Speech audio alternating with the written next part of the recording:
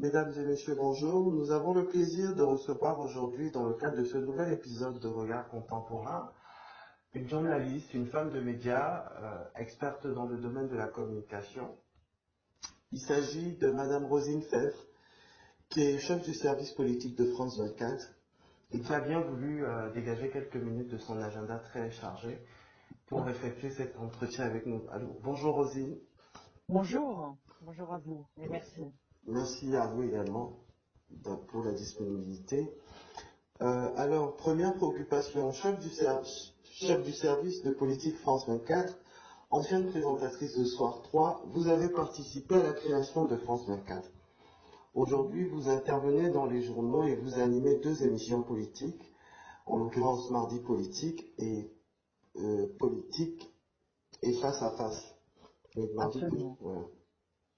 Mais qui est la femme derrière la journaliste? Si vous deviez vous présenter en laissant de côté votre profil de femme de médias, que diriez-vous qui est Rosine Fèvre? C'est une personne, on va dire, il y a l'image effectivement qu'on voit à l'antenne qui est forcément un peu, on est toujours dans un rôle quand on est à la télévision, c'est-à-dire qu'on est obligé la plupart du temps de cacher soit son humeur, soit de camoufler ses émotions. Donc c'est vraiment un paravent, la télévision, où c'est un personnage, un peu comme un acteur, qui est obligé de monter sur scène et qui doit mettre de côté ses problèmes pour être totalement à la fois, la plupart du temps, comment on va dire, objectif sur les choses, même si parfois des choses nous échappent dans la façon de s'exprimer ou parfois il y a du naturel qui revient au galop parce Tout que à fait.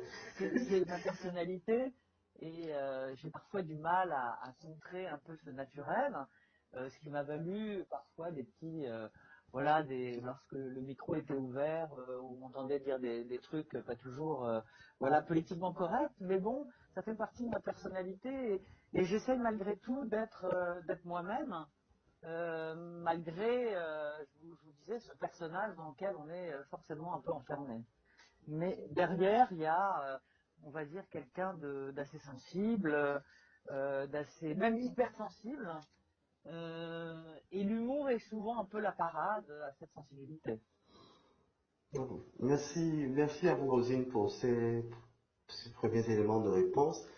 Et nous poursuivons avec la préoccupation suivante. À propos de la création de France 24, s'il fallait partager avec les personnes qui nous suivent la genèse de cette chaîne de télé, que diriez-vous?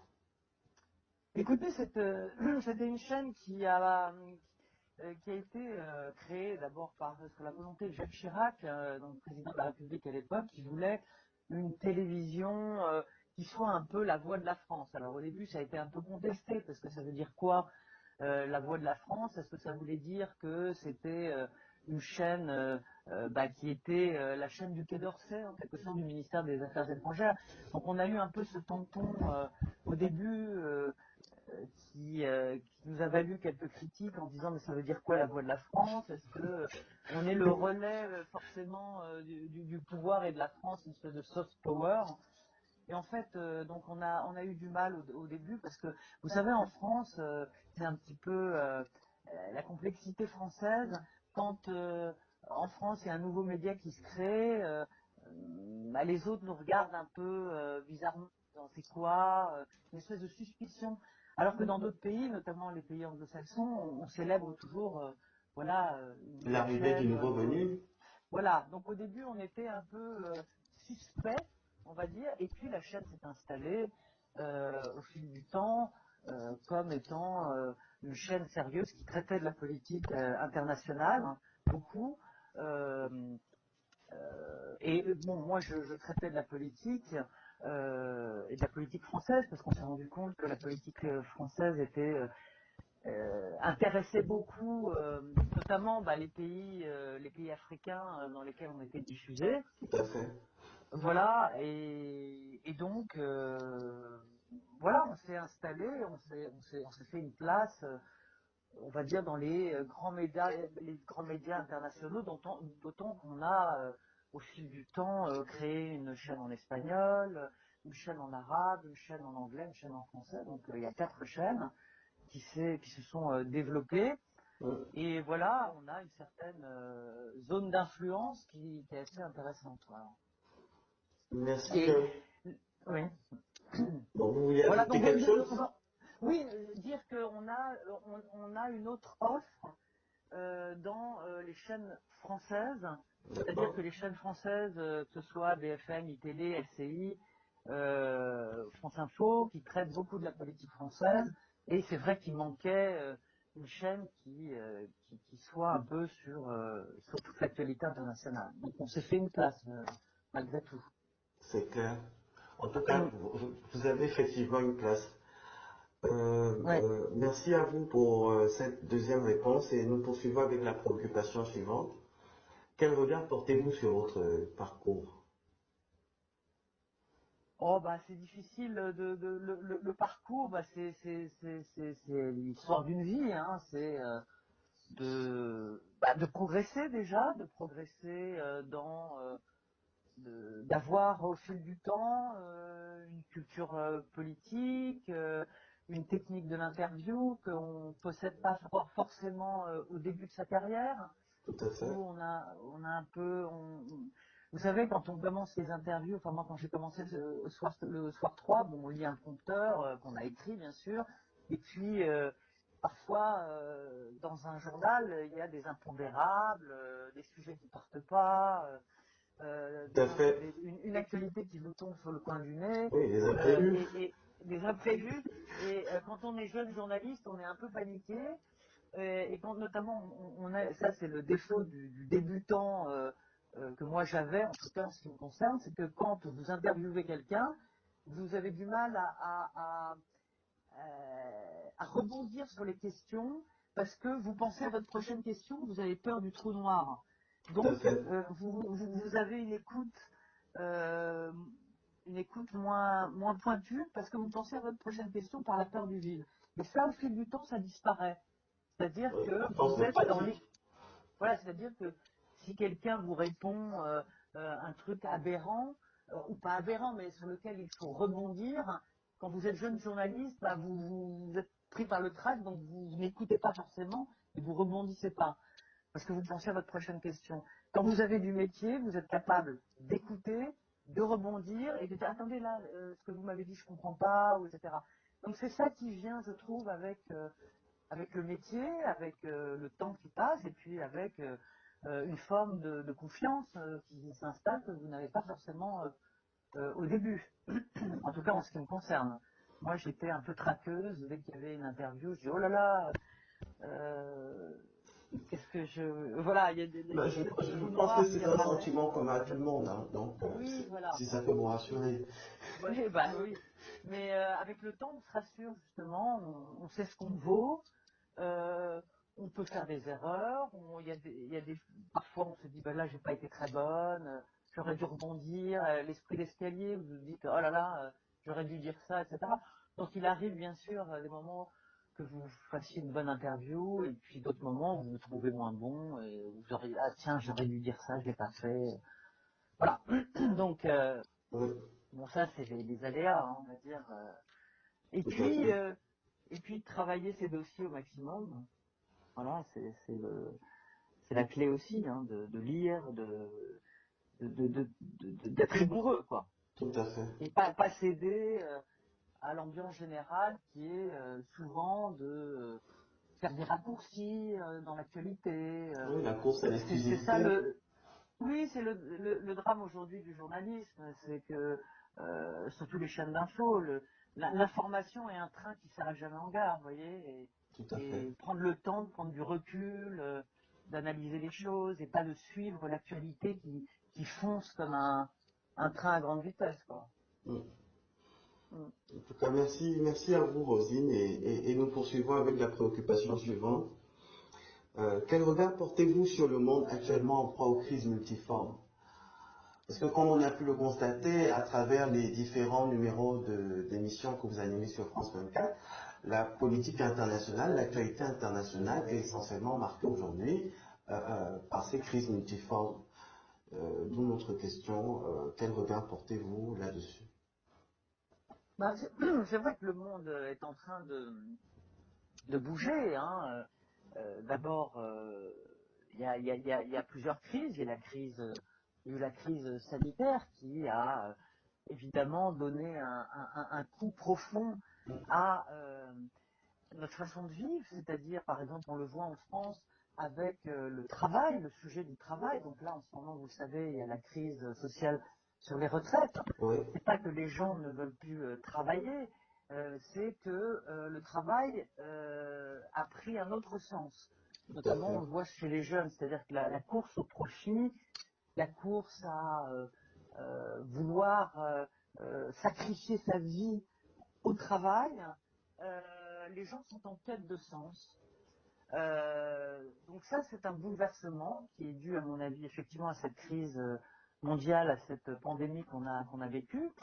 Et il y a ensuite l'instabilité avec la guerre, c'est-à-dire qu'il y a ce qu'on appelle le retour, certains appelleraient à la barbarie, vous savez, Oui, ce terme qui est beaucoup employé, avec la guerre, avec des démocraties qui chutent dans l'illibéralisme, comme on l'appelle, c'est-à-dire des pays de plus en plus, parfois européens, on pense à la Hongrie, on pense à la Pologne, on, on a pu penser à l'Italie, où ce sont des pays qui basculent parfois dans le populisme, et ça, il y a du danger là-dessus. tout à fait. Tout ça vient se greffer sur une notion aussi de ce qu'on appelle des fake news. Là, on parle beaucoup en ce moment de l'intelligence artificielle et avec Oui, le chat de GPT, voilà, oui, les fausses informations, les fake news, oui, et les qui est réseaux lié sociaux qui d'ailleurs à n'arrangent pas. voilà, à une forme qui est liée à une forme de populisme. C'est du populisme aussi, donc il y a une forme de démocratie qui est en danger, oui. Euh, Plus l'instabilité géopolitique qu'on voit notamment entre la Chine et les États-Unis, tous ces bouleversements, on va dire, créent de l'instabilité, créent de la violence, créent de l'insécurité, créent des peurs, Tout à fait. qui fait que les gens ont peur, et quand il y a de la peur, eh bien, il y a de l'irrationalité qui s'installe. Et il y a des sociétés qui sont dans l'irrationalité. Et je pense que la France, pour l'instant, est dans ce danger-là de l'irrationnel. Aujourd'hui, on a appris, nous, tous, quand on a fait des études, bah, c'est Platon, hein, Platon, c'est la rationalité. Euh, Aujourd'hui, il y a une forme d'irrationalité. Et je trouve que c'est ça qui aussi déstabilise beaucoup les sociétés. Il y a plein de gens en France qui pensent que la Terre est plate, vous voyez. Tout à fait. En 2023, il y a encore des gens qui pensent que la Terre est plate, que les vaccins, c'est un poison pour que l'humanité soit par le Big Pharma ou par les sociétés prises en otage dans un tas beaucoup de délires, euh, pas forcément justifiés. C'est-à-dire que la science devient à un moment un frein dans la tête de certains et le progrès, une espèce de recul et de refus du progrès. Alors c'est vrai que dans le progrès, il réside parfois des dangers, bien évidemment. Ouais, ouais. Euh, donc voilà, c'est en cela que tout ça est terriblement instable. Merci. Euh, et maintenant, votre livre. Oui. S'il fallait présenter aux personnes qui nous suivent votre livre intitulé Les battements de cœur du colibri, que leur Oui. diriez-vous? Quelles sont les thématiques que vous abordez dans ce livre? Qu'est-ce qui vous a déterminé à écrire ce livre? Eh bien, en fait, c'est l'histoire d'une mère qui s'occupe, enfin, qui essaye de sauver son fils de la drogue. Et comme beaucoup de jeunes, beaucoup de jeunes aujourd'hui, mais partout dans le monde entier, hein, sont en proie alors vous savez, on parle beaucoup d'éco-anxiété. Alors je dis pas que les éco-anxieux se droguent, etc. Mais il y a beaucoup aussi, tout ce dont on vient de parler maintenant, crée de l'instabilité, crée de l'angoisse, crée de la peur. Tout à fait.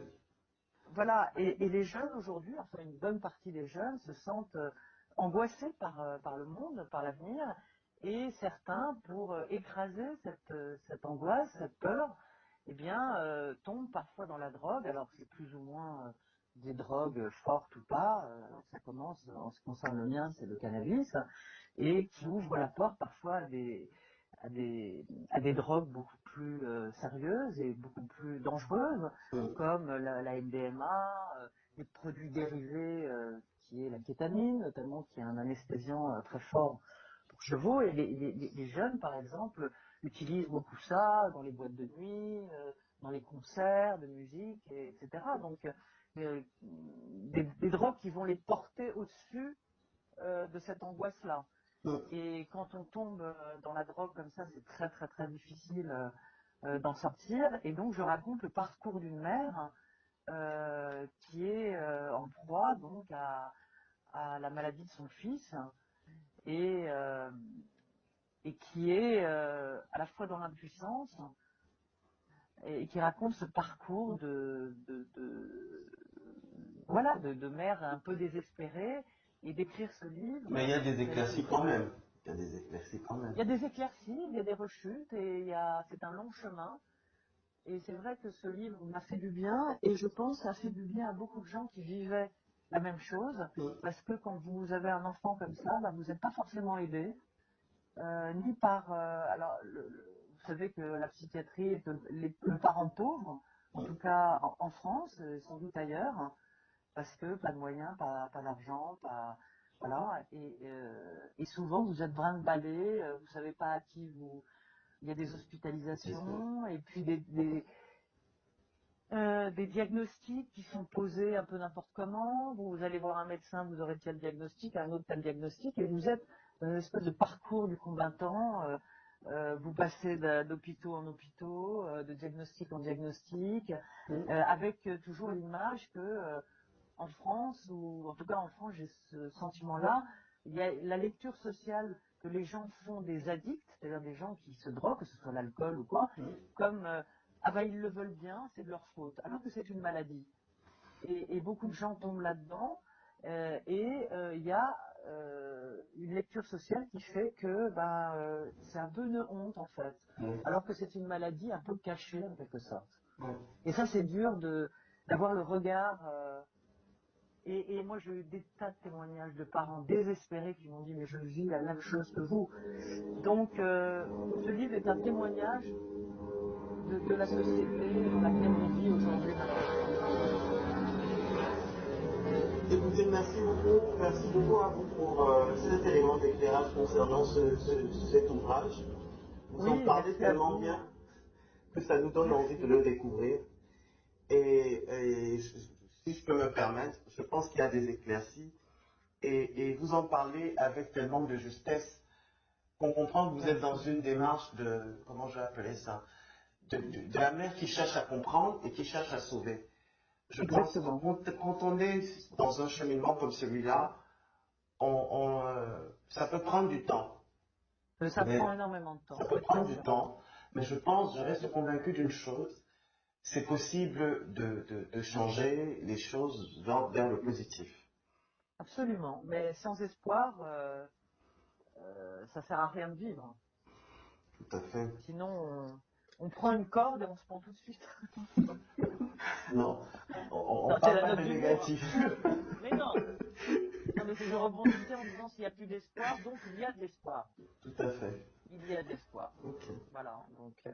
Donc, selon une publication effectuée par les Nations Unies en date du 24 juin 2021, au rang des conséquences relevées par l'impact socio-économique de la pandémie, on retrouve l'augmentation de la consommation de drogue, aussi bien chez les jeunes que chez les moins jeunes. Ceci en raison de l'amplification des vecteurs classiques. c'est-à-dire l'anxiété, les problèmes relationnels, les traumatismes du passé et le mal-être ressenti. Quel est votre point de vue à ce sujet? Je pense que vous avez déjà commencé à évoquer Oui, des éléments de réponse dans ce que vous nous disiez un peu avant, il me semble. oui, tout à fait, vous avez raison, vous avez bien écouté ce que j'ai dit. C'est bien. Oui, on parle beaucoup notamment en ce moment de l'angoisse des jeunes, de ce qu'on appelle l'éco-anxiété. Euh, il y a effectivement ça, c'est-à-dire que le sujet climatique qui angoisse beaucoup la jeunesse, de savoir que on va vers un monde de plus en plus pollué, de plus en plus incertain, avec une société qui se modifie dans son rapport au travail, euh, avec une précarité, avec une inflation, avec des jeunes qui savent plus trop euh, où ils vont, ce qu'ils veulent faire, est-ce qu'ils veulent des enfants, pour leur donner un monde qui... et là, on est dans ce que vous disiez tout à l'heure, si on n'a pas d'espoir, alors on fait plus rien. Souvent, on est embringué par... beaucoup de jeunes sont embringués par cette noirceur, par ce sentiment de à quoi bon travailler, à quoi bon euh, se, se lever le matin. Est-ce que ça vaut la peine? Est-ce que ça vaut la peine, le aquabonisme, vous savez? Et donc, les jeunes cherchent, enfin moi je connais beaucoup de jeunes autour de moi qui préfèrent avoir un boulot plus précaire, mais qui ont du sens, c'est-à-dire beaucoup de gens qui sont artistes, des jeunes qui préfèrent faire leur musique. Alors ça, les parents sont désespérés, parce que ah, mon fils fait de la musique, ma fille fait de la musique, elle veut faire que ça. Alors des petits jobs alimentaires pour... mais je pense qu'il ne faut pas s'inquiéter de ça, et au contraire, il faut les laisser faire. S'ils ont envie, vous voyez, le jeune qui va aller avec sa petite mallette travailler dans son bureau, il y en a encore, et tant mieux pour eux, ou tant mieux pour la société. Mais aujourd'hui, les jeunes veulent du sens dans ce qu'ils font, ils veulent travailler et aimer ce qu'ils font. C'est ça le désastre de nos sociétés, c'est que le travail impose, bien sûr, de nous nourrir, de vivre, et donc forcément de faire des jobs qui plaisent pas, qui sont répétitifs, qui sont durs et qui en plus sont mal payés. Donc ça, les jeunes ne veulent plus de ça. C'est pour ça que souvent, par exemple en France, euh, les restaurateurs, par exemple, se plaignent de ne pas trouver, de pas trouver de personnel, etc. Parce que les jeunes ne veulent plus avoir du travail qui n'a pas de sens. Mais ils essayent voilà, de chercher à faire ce qu'ils aiment. Et C'est c'est bien. dur. C'est dur de vivre de ses passions. Si vous aimez écrire, si vous aimez peindre, si vous aimez... on sait que ce sont des métiers difficiles, ou vous aimez le cinéma. Voilà, il y a toujours cette compétition. Est-ce qu'on va arriver à... voilà, donc... et souvent, la drogue est un refuge aux anxiétés. Oui. Alors, c'est vrai que les adultes préfèrent prendre leurs antidépresseurs ou leurs anxiolytiques pour les maintenir à flot, on va dire. Les jeunes, c'est le cannabis, ces drogues qui les mettent un peu au-dessus d'eux. Et il y a je pense que certains jeunes veulent échapper à la réalité qui ne leur convient pas. Et souvent, j'ai entendu ça chez les jeunes, c'est la réalité ne me convient pas. Par exemple, l'école, c'est tout simple. L'école, où on apprend à bachoter, à travailler, à avoir de la compétition. Souvent, le système scolaire abat des jeunes qui voudraient être plus dans l'épanouissement d'autre chose. Et ils ne sont pas forcément adaptés à l'école, alors qu'ils ont une intelligence différente. Je pense que les jeunes aujourd'hui ont un autre rapport à l'humanité, et que l'école, par exemple, n'est pas toujours adaptée à ces jeunes-là, qui sont en quête d'autre chose. Hein, vous savez, parfois l'intelligence se fout de la compétition, ou la compétition se fout de l'intelligence. Je ne sais plus dans quel sens. Je ne sais plus qui dit ça, c'est une phrase. Voilà, c'est que parfois on ne place pas toujours l'intelligence là où elle devrait être. C'est-à-dire que d'avoir des bonnes notes en maths, ça ne va pas forcément correspondre à une intelligence émotionnelle différente. Tout Vous à voyez ce que je fait. veux dire? Je ne sais pas si je Oui, suis oui, très oui. claire. Non, je comprends très bien. On pourrait le formuler autrement, c'est-à-dire dans nos sociétés qui sont marquées pour la plupart par la culture du diplôme, c'est pas le diplôme qui définit forcément la personne, en espérant que je redis exactement en d'autres termes ce que vous venez d'essayer de nous Oui, tout expliquer. à fait. Donc, c'est pas le fait d'avoir des diplômes qui justifie forcément l'intelligence, parce que parfois on obtient des bons résultats simplement parce qu'on est dans cette logique de compétition où il faut gagner à tout prix Oui. et à tous les prix.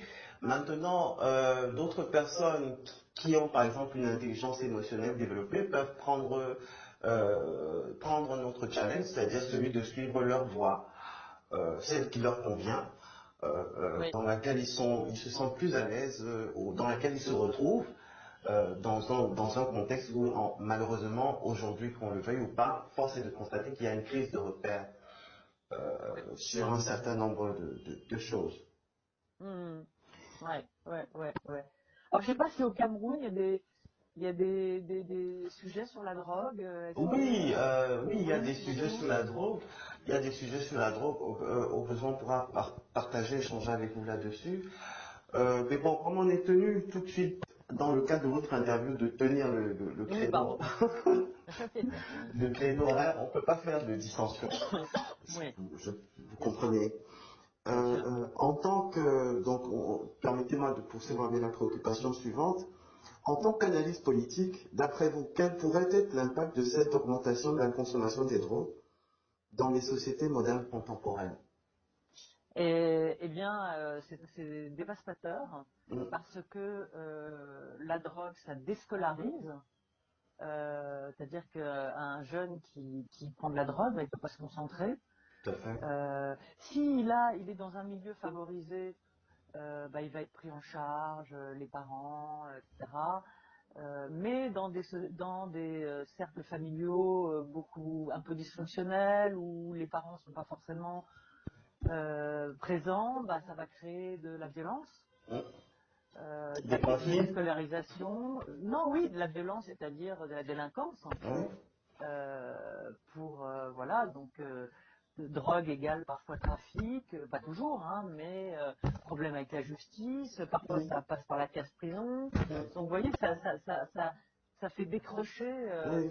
la jeunesse vers quelque chose, ou vers des maladies psychiatriques aussi, donc avec des incapacités à travailler, des incapacités à s'insérer dans la société, et alimenter la violence ambiante. C'est ça le problème. Et c'est ça le résultat de l'impact de la drogue dans nos sociétés. Et maintenant, nous sommes à l'avant-dernière question. Trois éléments de l'actualité socio-économique de ces derniers mois qui vous ont marqué. Si vous deviez partager avec les personnes qui nous suivent trois éléments de l'actualité socio-économique des derniers mois qui vous ont marqué, ce seraient lesquels d'après vous? Ben, c'est bien sûr ce qui se passe en France, hein, sur les Sur la réforme violences, des retraites. la réforme des retraites, cette violence qui s'est installée avec justement le rapport au travail, avec cette crise sociale, cette crise, dit-on, chez certains démocratique, Mm. puisque il y a vraiment une coupure entre les élites et la société.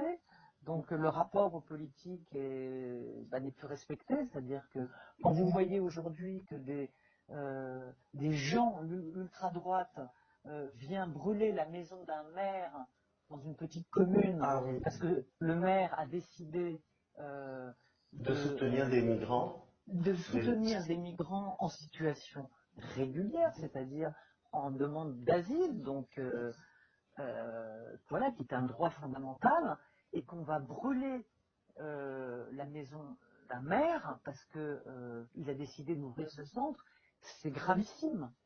C'est-à-dire qu'on entre dans quelque chose, je vous parlais d'irrationnel tout à l'heure, et moi ce qui m'inquiète, c'est ce racisme-là, euh, cette xénophobie, c'est-à-dire la peur de l'étranger, la peur de l'autre, alors que si on était une société que de blancs, depuis enfermés avec cette consanguinité, je veux dire, on a vu ce que l'immigration a apporté au monde. c'est la diversité, c'est des gens euh, euh, parfois formidables.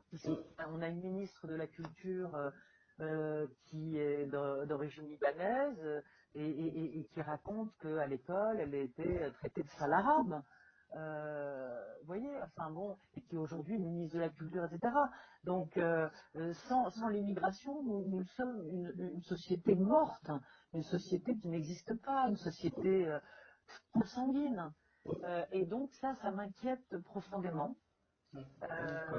De cette ultra-droite, on parle beaucoup de l'ultra-gauche en ce moment qui fait des manifestations, des Black Blocs, etc. Mais cette ultra-droite en France est, à mon avis, en réveil, comme dans beaucoup de pays, et ça m'inquiète énormément. La deuxième actualité qui m'a marqué, bien sûr, comme tout le monde, c'est la guerre en Ukraine, avec toute l'instabilité que ça crée au niveau économique, avec des prix qui flambent, euh, avec les résultats qu'on connaît, avec Oui, mais tout ce désastre ouais, le dérèglement. humain, économique. Donc c'est ce qu'appelle, alors je sais qu'Emmanuel Macron adore cette phrase, c'est ce qu'il appelle le retour du tragique, hein. Donc voilà, on est en train de se rendre compte que on a vécu pendant 30 ans, en tout cas en France, qu'on appelle l'après-guerre, les 30 glorieuses. Malgré tout, bon, il y a eu ces deux chocs pétroliers, etc., mais où on a quand même vécu sur quelque chose d'assez, et c'est ça qui envoie, je pense, aussi les jeunes, et on en revient toujours, c'est que ce moment-là de paix, on a vécu ces 30, 40 dernières années en paix, en vérité, et on se rend compte que tout ça est extrêmement fragile. Tout à fait. Voilà ce qui moi, m'inquiète à plusieurs égards. D'accord. Merci, c'est noté. Donc on retient l'actualité concernant le maire dont le domicile, la maison a été Oui, vandalisée. ça peut paraître anecdotique, mais ça ne l'est pas du tout. Non, enfin, c'est pas pour dire que ça l'est, c'est juste pour résumer ce que vous venez, les points que vous venez d'évoquer, hein. Loin de nous, la Oui, volonté de voilà, banaliser. il y a la France et d'autres pays, voilà, un rapport à l'immigration qui devient inquiétant parce que je Ouais. pense qu'une société étouffe si elle n'est pas je veux dire, le multiculturalisme, voilà, c'est comme ça. Et il y a des gens qui ne veulent pas l'accepter, et la vie, c'est comme ça. Je veux dire, vous sortez dans la rue, vous avez des Indiens, des Blacks, des Arabes, de tout. C'est un C'est la mélange. vie, c'est la société, c'est comme ça. Alors, et à la fois, ce qui est rassurant, parce que, comme vous disiez tout à l'heure, il faut garder des forces. En France, par exemple, il y a beaucoup et énormément de couples mixtes. Tout à Donc, fait. voilà, ça fait partie de, ça rassure. Vous voyez, dans les publicités, en France, il y a de plus en plus des pubs sur, je sais pas, l'électricité Orange ou tout ce que vous voulez.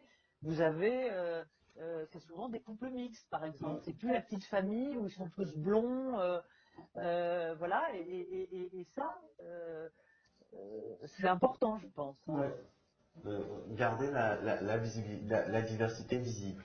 Mais bien sûr, hein, bien sûr.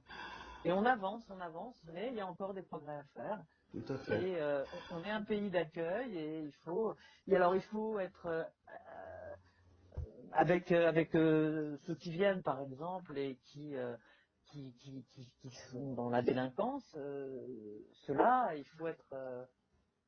Un faut peu avoir plus un ferme. pilier, un peu plus de fermeté, mais il faut, euh, il faut prendre, enfin, il faut accueillir. Et à la fois, il ne faut pas non plus dépouiller, faire attention, et c'est ce que je n'aimais pas dans l'immigration choisie, c'est que c'est horriblement égoïste parce que vous prenez à des pays, notamment en Afrique, hein, où il y a besoin d'ingénieurs, de médecins aussi, et vous ne pouvez pas dépouiller tout un pays, que ses forces vivent. Voilà. Oui. Donc tout ça est compliqué, demande un- voilà, un savant dosage, on va dire. D'accord. Et maintenant, la dernière question. 3 choses qui vous aident à garder le sourire malgré le contexte actuel caractérisé par les poussées inflationnistes et les crises multiformes. Il fallait bien qu'on essaye de diluer un peu toutes les crises multiformes dont on a parlé tout au long de l'entretien. Et Oui. voilà. Donc s'il y Eh bien, avait 3 choses qui vous aident à garder le sourire, à rester motivé, ce seraient lesquelles d'après vous? ben, l'espoir en l'humanité, parce que l'humanité se remet toujours de ses crises. C'est ce que vous disiez tout à l'heure très fort justement. Si l'espoir et la confiance. Oui. C'est-à-dire que croire en l'homme, croire dans le progrès aussi, parce que c'est comme ça que l'humanité eh bien, marque des points, on va dire. Avoir la foi en l'humanité. Et beaucoup perdent foi dans l'humanité. Et l'humanité s'en est toujours sortie, en vérité. Sinon, on aurait disparu comme les dinosaures depuis longtemps. Ce qui arrivera peut-être. Mais voilà, il faut se porter, à mon avis, au-dessus. Et ça, c'est un travail individuel. C'est-à-dire qu'il y a toujours des crises, il y aura toujours de la violence, il y aura toujours des meurtres, il y aura toujours de l'instabilité. Mais il faut avoir en soi une ancre solide. C'est-à-dire qu'il Se mettre faut... au-dessus de nos peurs et de nos inquiétudes, en fait. exactement. Et ça, c'est un travail quotidien de pouvoir se lever en disant même quand on est de mauvais poil, de pouvoir changer son énergie à l'intérieur de soi. Et de se dire qu'on peut se réjouir d'un beau rayon de soleil, ou même d'une pluie qui tombe, voilà, d'essayer de se relier parfois à la nature, de voir ce qui est beau dans la vie, et se raccrocher à ce qui est positif, et ce qui nous fait vivre. Alors c'est, voilà, de se dire qu'on respire, qu'on peut trouver dans la vie parfois, dans les moments les plus sombres, et Dieu sait si, en tout cas, en ce qui me concerne, et beaucoup de gens aussi, la vie est difficile. La vie, c'est un cheminement. La vie, c'est une expérience. Et quand on essaye de se porter au-delà de ça, on peut trouver la force d'affronter la vie, parce qu'elle est dure, à tout point de vue, psychologique, personnel, voilà, quand on n'a pas de quoi manger, quand on a, voilà, essayer de se porter au-dessus parfois accepter ce qu'on ne peut pas changer à l'extérieur, essayer de le changer à l'intérieur. Voilà. En vous écoutant, j'ai le sentiment que quelque part aussi, le fait de savoir accepter sa vulnérabilité et de l'assumer même, pourquoi pas, pourrait, Oui, euh, pourrait oui, aider. tout à fait, vous avez raison, parce qu'en fait, il y a une quête, il y a une injonction au bonheur aujourd'hui. Vous savez, avec tous les développements personnels, il faut être heureux. Mais la vie, c'est heureux, ça veut rien dire. Vous avez des moments où vous êtes heureux, il y a des moments où vous êtes malheureux. Mais il faut aussi accepter ces moments de tristesse. Dans ce monde, on ne veut plus être triste. Si on a des moments de tristesse, vous allez voir un médecin, paf, il va vous mettre sous antidépresseur et vous donner des anxiolytiques. Mais il faut accepter ces moments de tristesse. Il faut accepter.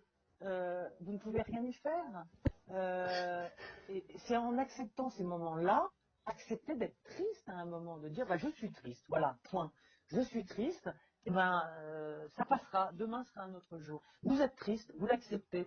C'est comme il y a un orage, quand vous êtes sous l'orage ou sous le vent, qu'est-ce que vous faites? Vous allez vous abriter quelque part, alors pas sous un arbre quand il y a un orage parce qu'on sait que la foudre peut vous tomber dessus, C'est clair. mais il y a un moment, il fait, je ne sais pas si c'est un poème ou quoi, il ne faut pas